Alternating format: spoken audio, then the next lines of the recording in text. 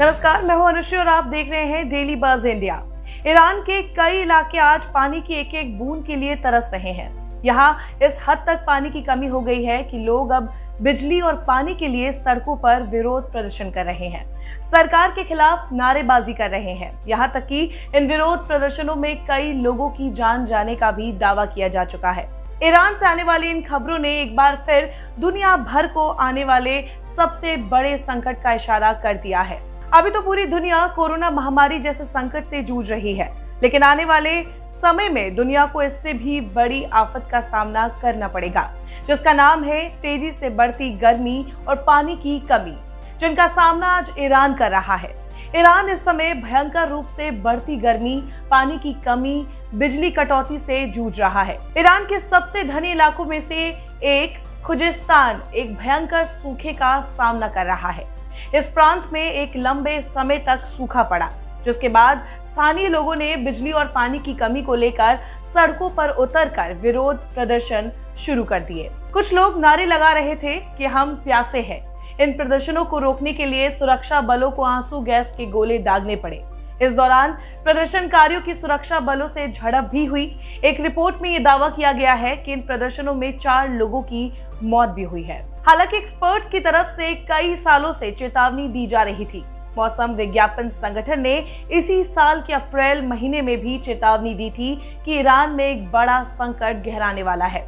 बारिश और पानी की भारी कमी रहने वाली है और एक बड़ा सूखा पड़ने वाला है।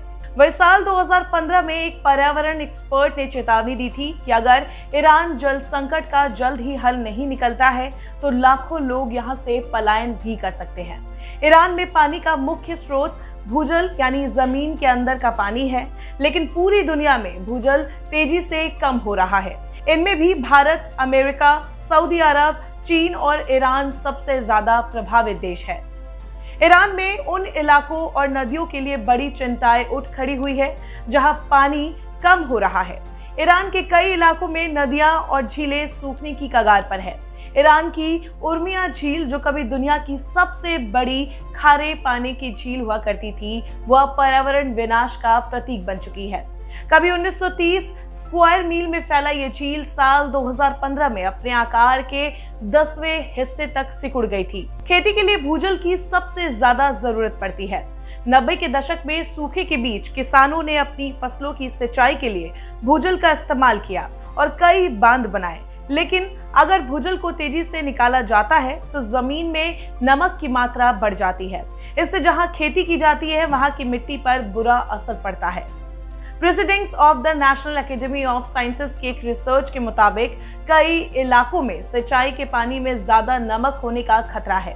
वही जमीन के अंदर पानी निकालने के लिए खुदाई की भी जरूरत पड़ती है।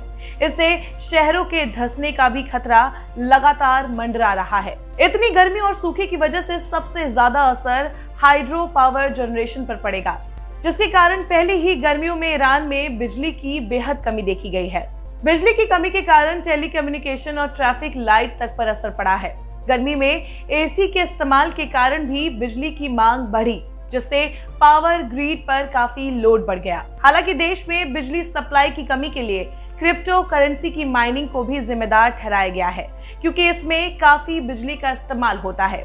बिजली न आने की वजह से तेहरान और दूसरे शहरों में भारी विरोध प्रदर्शन हो चुके हैं। खुजिस्तान में साल 2019 में भी प्रदर्शन हो चुके हैं, जिसने ईरान के कई और क्षेत्रों को भी हिला कर रख दिया था। कहा जा रहा है कि आने वाले दिनों में ईरान की समस्याएं और बढ़ने वाली है। ऊर्जा मंत्रालय के आंकड़ों के मुताबिक ईरान की मुख्य नदी बेसिन में पिछले साल के मुकाबले इस साल काफी कम बारिश हुई है।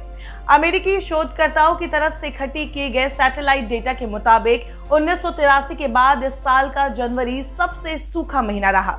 मार्च में भी सबसे ज्यादा सूखा रहा। फिर नवंबर में थोड़ी बारिश हुई, लेकिन अक्टूबर बीते 40 सालों में सबसे ज्यादा सूखा रहा।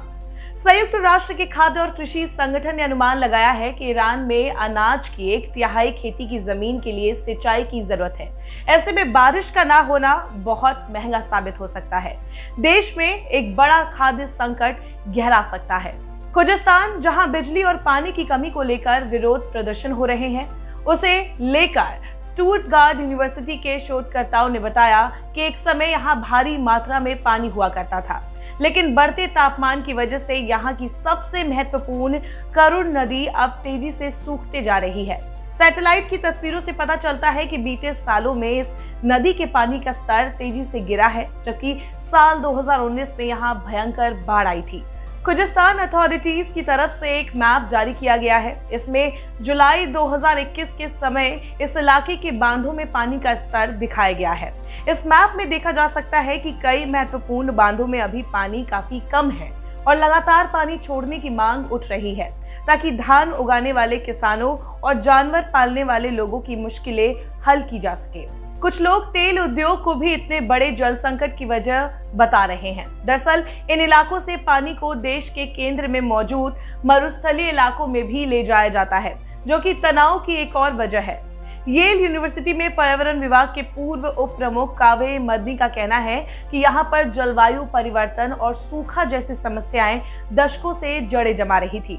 ये सब खराब मैनेजमेंट, खराब पर्यावरण व्यवस्था, दूरदर्शिता की कमी और पहले से ही इस स्थिति के लिए तैयार न होने की वजह से हुआ है। तो कैसी लगी आपको हमारी स्टोरी, कमेंट बॉक्स पे जरूर बताएं। लेकिन हाँ, अगर उससे पहले आपने हमारे चैनल को सब्सक्राइब नहीं किया है तो बेल आइकन बटन को दबाएं और सब्सक्राइब करें।